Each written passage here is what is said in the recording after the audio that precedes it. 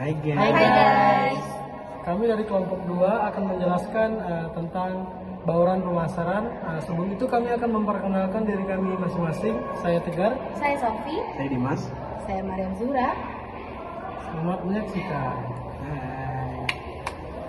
Baiklah, yang pertama saya akan menjelaskan tentang bauran pemasaran. Jadi bauran pemasaran atau marketing mix adalah suatu konsep strategi pemasaran yang digunakan oleh perusahaan untuk mengoptimalkan pemasaran produk atau jasa mereka. Jadi konsep ini itu mencakup berbagai elemen yang saling berhubungan dan digunakan untuk menarik perhatian pelanggan, meningkatkan penjualan, serta menciptakan loyalitas pelanggan terhadap suatu merek atau produk.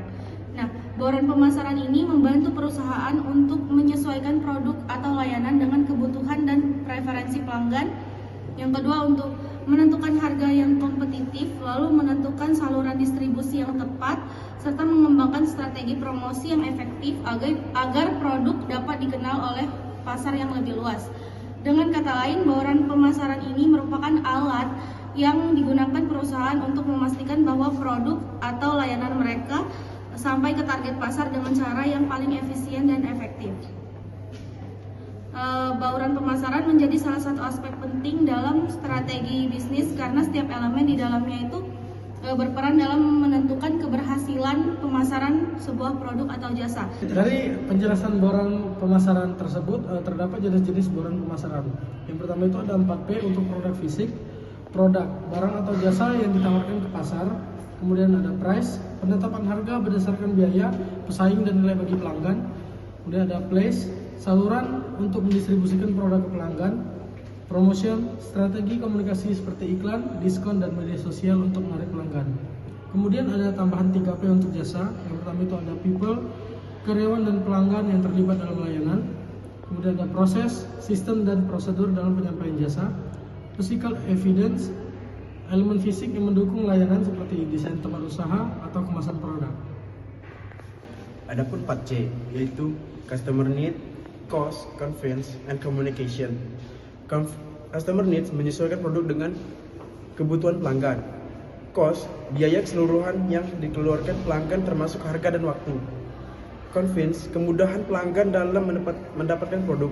Communication, interaksi dua arah antara perusahaan dan pelanggan. Baiklah, di sini saya akan menjelaskan inti dari bauran pemasaran, yaitu bauran pemasaran adalah kombinasi strategi yang digunakan untuk perusahaan untuk menarik dan mempertahankan, lalu meningkatkan kepuasan pelanggan melalui berbagai elemen pemasaran yang terintegrasi. Strategi dirancang untuk memastikan bahwa produk atau layanan yang ditawarkan dalam memenuhi kebutuhan dan menginginkan pelanggan dengan cara yang paling efektif dan efisien.